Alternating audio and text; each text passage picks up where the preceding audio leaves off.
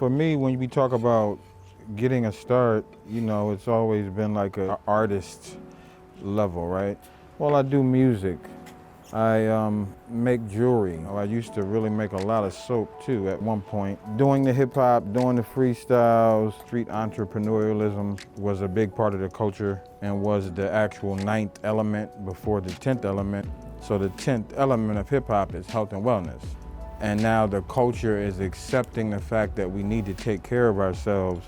It's this perfect segue for me to kind of just do what I've always done. My name is Chef Zoo. The name of my company is King's Apron. And I consider myself a holistic healer. So over the years, I went from being certified as a holistic nutritionist to preparing food, to farming the food. And recently I got my certification as an herbalist. So I just try to use these different modalities, right? These different spaces that come together, because they do, when you find the intersection, it's like a beautiful time and space. And a big kicker, right, is I've reversed my diabetes through diet about close to 10 years now. So that's really how I got my real start. I'm Yolanda Owens, known as the skincare farm chef. The reason why that is because I partner with local farms here in the Atlanta area where I handpick all my fruits and vegetables. I bring them back to the spa where I juice them, I mix them, and I make skincare recipes.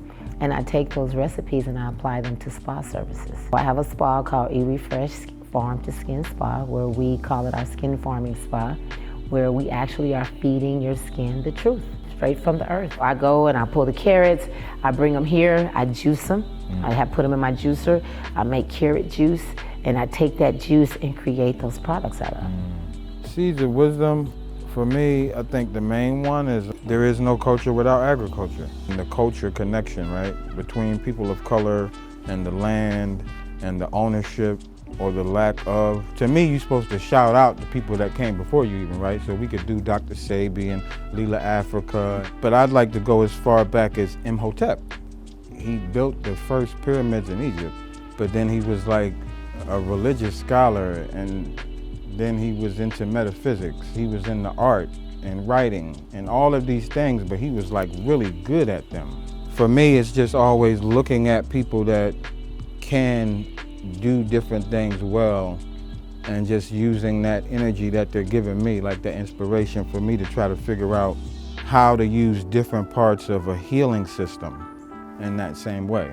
A critical part of the business that I do is directly involving farmers, urban growers of color, and predominantly black even. So I would say, I don't know, 80% of the food that I source for catering are coming from local black farmers. Why is that, local black farmers? Well, I mean, when we know about just equity, and then we talk about, agriculture and equity or farming and equity.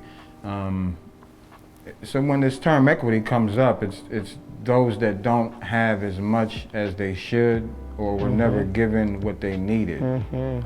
Yes. So then from right there, it's like, okay, well, we know incomes and wealth gaps. Yes. That the black farmers are making much less. Right?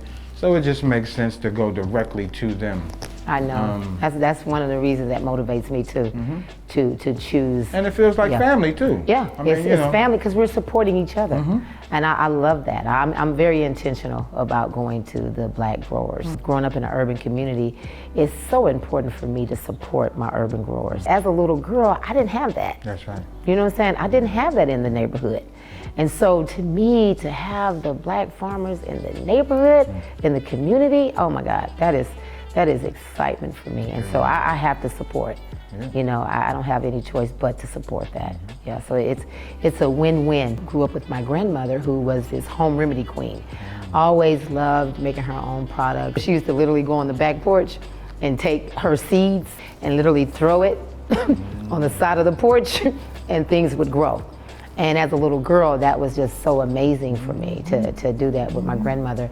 And it never left me. Well, I had eczema as a little girl, and my grandmother healed me through all type of home remedies from the eczema. She used to literally put me in the bathtub and put garlic and onions and greens in the bathtub and set me in there. And it literally healed my eczema. I have a son, Austin, who had eczema.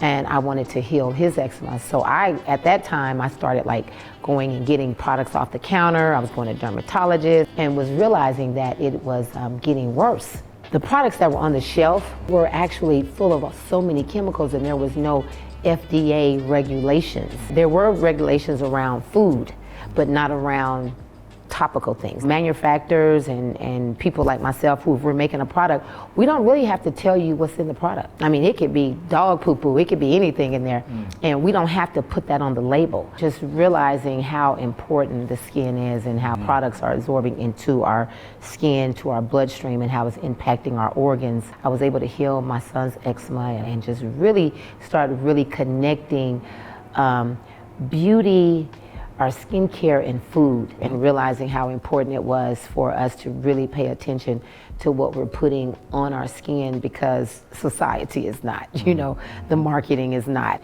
And I know you probably can relate to that, because you said something about you had diabetes and you were able to reverse that through your food. Yeah, definitely. Just eating off the land, right? And Yeah. like really doing that though. Like in the sense of like being able to trace the food, the traceability behind whether I'm farming myself or my friend is farming, but the fact that I can trace the food, possibly even the seeds, I think is the key, you know, and that's what really helped me. It's just shocking because of the products that are inside of these products, just to maintain shelf life so they can sell a lot, massive in production. That's really what we're dealing with.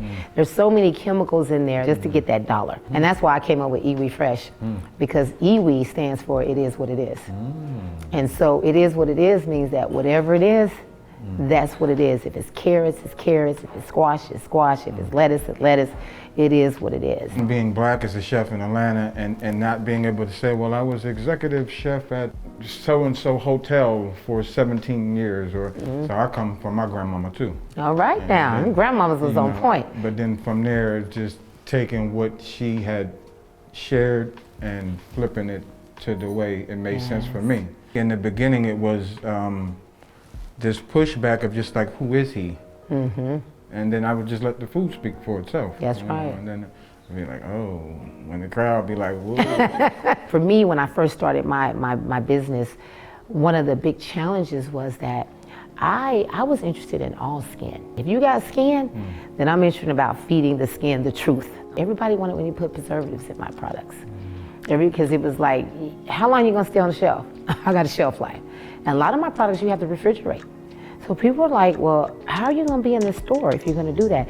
So I had to really break through the barriers of being valued as a valued product or a valued business, because I wanted to create a true raw skincare line. So I had to go through a lot of those type of challenges on staying true. Right now, I'm just focusing on holistic health. But it's focusing on literally 7 streams of revenue through holistic health though. Gotcha. You know? So now it's like, if one thing's, cause like COVID, it swiped a lot of stuff, right? Yes, it So did. I had all types of gigs on my calendar, like I'm going to the mountains, catering, got my own cabin. All I gotta do is cook for people that's doing yoga all day. They wanna eat light, and then they just say, everything's done. We don't need you right now. We'll hit you when we need you. I had a brick and mortar, which I'm not saying, I think having not a brick and mortar was better than having one, because we had overhead and we had to shut down for about 4 months. And I had to really push more to online and push more for our products. And then I also was in the process of opening up another location. So we opened up, we have a wellness center as well. It's iwi Fresh Farm Oasis, which we have, I have about 21 subleasers that are all have healing modalities, from Reiki to sound therapy to acupuncturist, you name it. And I was in the process of opening that, like literally in flight of COVID. And COVID hit. And we had to, I mean, there was a lot of pivoting and just stopping and pausing. We were able to come through that. If you're passionate about what you do, which I definitely can tell that you are, you become an educator. And because you care, then it's what you do by natural, by default. It just comes out. I think that's what it does. And I love that. I love that. I think that's what we do. I think we're healers. There is so many layers to speaking about seeds of resilience. You know, when I first started gardening, I was so delicate with everything, just like, oh my goodness. Plants are resilient. They'll keep coming back, or they'll give off seeds, and before you know it, you have more of a plant. So when I think of seeds of resilience, I think of like people really understanding that there is no need to stop. We are the ones that we are waiting on, and it's time to take it to the next level.